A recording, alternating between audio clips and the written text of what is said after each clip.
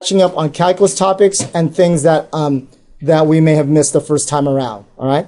So this is definitely a review. Okay. So we remember our work.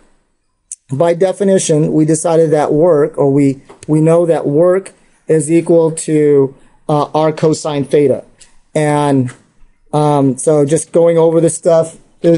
On yours, these are arrows, right? This is just some sort of typo up there, right? It's, as a scalar. That's just a typo. That'll, that just comes up as a review problem on your web assign.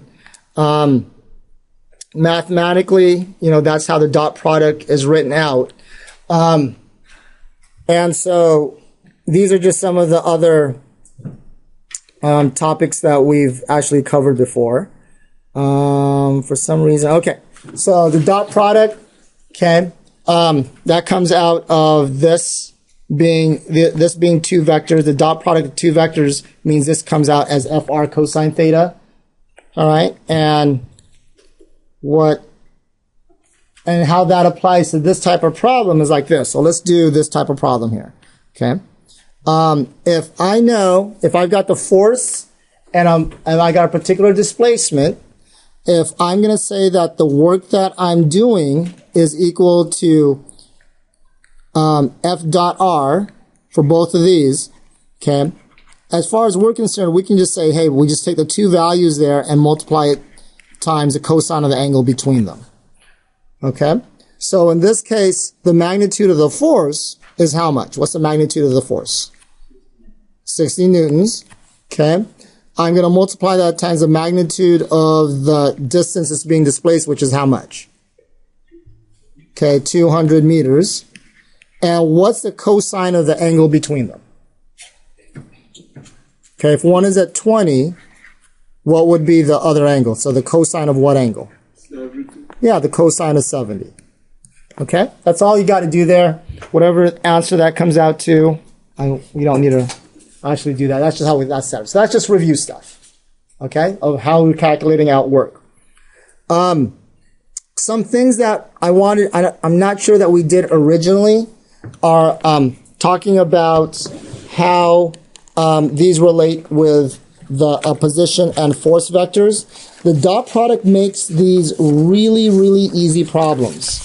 Okay, because it's a dot product and only the work in that direction matters.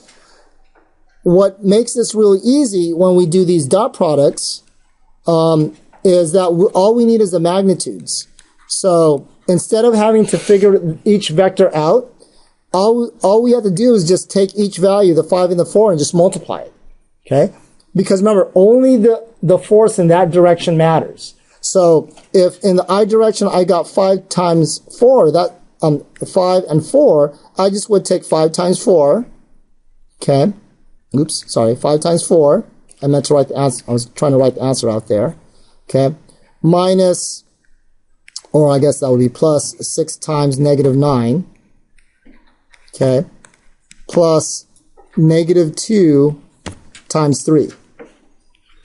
Okay? That's what makes the dot product easier, because again, the dot product is an extension of the actual physics. It's written there. The math is trying to fit the physics, whereas what we're trying to prove is the fact that only the force in the direction of displacement matters. So if I take the 5 times the 4, that gives me 20, right? This part gives me negative 54, and this part gives me negative 6. I just add those up to get myself negative 40 joules. All right? That's all you got to do. That's why the dot product for the work is easy. Okay? Now, what kind of force is that? Is that a constant force or is that a non-constant? Is that a constant force or a variable force? Yes, this is a constant force. So this kind of problem is actually pretty easy for us. So this is a constant force. So that's when we would be using this equation. Okay? When it becomes a variable force, that's when we've got to use our calculus. All right? So for constant forces, just go to that equation. Okay? And then for variable forces, we've got to use, again, our calculus there. Okay, so to calculate the work, we integrate the force.dr. Okay, and I don't know why this is running so slowly today. Okay, so for a variable force, okay, if I want to find the force between XA and XB, I'm actually solving for what? What would I call? Yeah, I would be solving for this area. So I would be integrating for that. All right? So I would have to know, I need to know this function, I need to know that function there and what its equation is. It has to be in respect to X. Oh, yeah. Okay, so the area, okay, is actually what I'm solving for. You already have that. Okay, so this is what we will be. Wow, this is running really slowly. I don't know what the deal is. Probably need to reset this. Okay. For a problem like this, okay, where we are given, where we can actually figure out the areas, we don't, really need to do any of that integration. Okay, so it says determine the work done by the force as the particle moves from x is equal to 2 meters to x is equal to 8 meters. And yes, you will have this today on WebAssigns and maybe even your group quiz. Okay. All right. So we want to go from 2 to 8. Okay. So we want to figure out all of these values. So probably the best way is breaking it up into simpler geometric shapes. All right. So what are some shapes we could break it up into here? Okay, so definitely from here to here. Let's call this 4 there. Okay, so this is 4 different. So you know what? I'll just show you the 4 different ones I think might be the easiest way of solving this. So let's take that area, this area here, this area as our 4 different shapes. Okay. The area of shape 1 we would calculate out as being a what? Triangle. Okay, so we're going to go 1/2 base times height. Okay. So that base there would be 2. Okay, a height of, what is that, 10? Okay. So that gives me 10 joules. Okay. What about area 2? Let's just write them out. I think area 2 would be how much? 1.5. 15. Okay. 30 divided by 2. What about area 3? Area 3? 40. Thank you. Area 4, and be careful with area 4. Okay, negative 30. So our total from 2 to 8 would be how much? 35. Okay, so A total, okay, comes out to 35 joules. Okay? All right. Okay. So, how would we describe this force function? Is it constant still? No. Okay. So this would be a variable. So to solve for its work, we're going to have to integrate. Okay. So to find its work, we're going to have to set this up. Okay. So, as a definite integral here from 0 to 2. Right? So we're going to go 0 to 2 4x minus x squared. Okay. Dx. So the 4x part becomes what? Okay. 2x squared. The minus x squared part becomes what?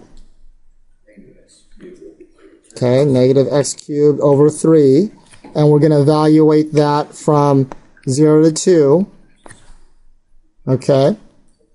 So the amount of work that we do from 0 to 2 meters, okay, would be 2 squared times 2, that gives me 8 minus 8 over 3. Okay. So that'll give us some value in joules. What is it? 5.33. Okay. All right. So that's how we would go about solving that type of problem. Okay. Okay. Now, another derivation that might be asked of you, even though it's a really straightforward one, is to figure out how to find the work done by a spring. Okay, so any ideas how we would set this up? Right, so we got to go. Remember, we're integrating a force. Okay, good. So what are we going to plug in for our force? Okay, so we can plug in negative kx as our force. Okay, dx. All right, and that comes out as what? Okay, negative 1/2 kx squared, just like we would expect it to be. All right, so this is our review. This is our review for our potential energy. So we just remember for our forces. For our force, that's equal to negative kx for a spring. And for our potential energy for a spring would be, well, we can just write it out as 1/2 kx squared. Okay? Now. Okay. So that takes us to the kind of problem where we would have a more... Okay, can you stop with the humming, please? Okay. So we would go from, so it says how much work does an applied force do when it stretches a nonlinear spring where the force varies according to that expression there. Okay, from its equilibrium length to 20 centimeters. All right, so we're making sure we solve our work for f dot dx. Okay, so I'm going to integrate that from 0 to, if I convert this to centimeters, it actually becomes what? Okay, Convert to meters. I'm sorry, okay, I convert to meters, thank you. Okay, so 300, and I'm going to leave the units out just for the sake of having some space to write this out. X squared, okay, all this dx. All right, so I can do this as 2 separate parts, or I could just do the whole thing at once. Okay, so the left-hand side becomes what? What's the left-hand side become? What does it become? 150x. Okay, 150x squared. And the right-hand side? Okay, 25s cubed over 3. And Be like a leaf spring or something, like a circle spring. yeah, you know what? I would actually have to think about that. 0.20 meters. This is a non-linear spring. Like what kind of spring would it be? There, I mean, even it just means it's not Hookean. I'd have to think about an example of a different type of non-Hookean spring.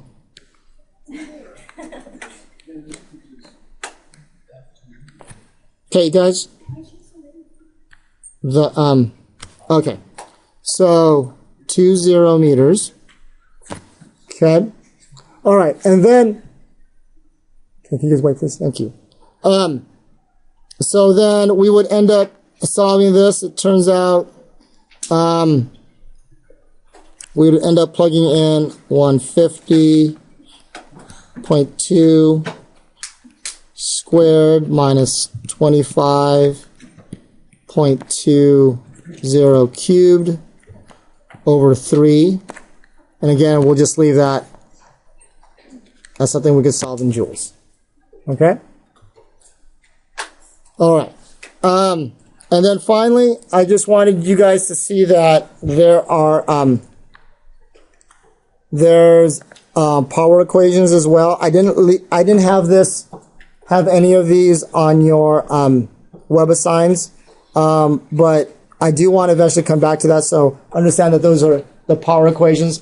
This was a power equation that we've had in the past from both Physics 1 and Physics 2. AP Physics B. Okay, where power is the amount of work or energy expended over time. Okay, the instantaneous power would be dW dt. And remember, we also have that other equation for the power. Now, I was looking at the multiple choice questions and on the AP test, and this is going to be important later on because we're going to look at how these functions are written out when they give us a value, a function in terms of V. So, in other words, what I'm telling you is don't forget that these are the power equations. We can use those as well. Okay? All right, so here's what I have